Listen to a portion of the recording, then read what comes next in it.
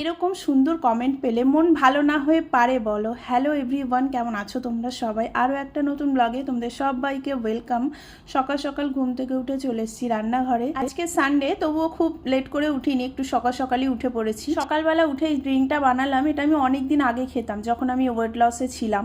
তো আজকে না, অনেক দিন পরে আবার খাওয়া শুরু করলাম। কাল রাতেই এটা আমি ভিজিয়ে রেখেছিলাম। ওয়েট লসে হেল্প করে, তার সাথে ডাইজেশনে হেল্প করে, সেই জন্য আমি আবারও খাওয়া শুরু করলাম। তারপরে খেলাম এক গ্লাস উষ্ণ গরম জলে 1 চামচ চিয়া সিড, যেটা আগের দিন রাতেই ভেজানো ছিল। তারপরে এই বাসনগুলো না আগের দিন রাত্রেবেলাতেই মামি ধুয়ে গেছিল, কিন্তু আমি তো সন্ধ্যাবেলা আবার ঘুরতে বেরিয়ে গেছিলাম, তাই কালকে গুছিয়ে উঠতে পারিনি, আজকে গুছিয়ে দিলাম।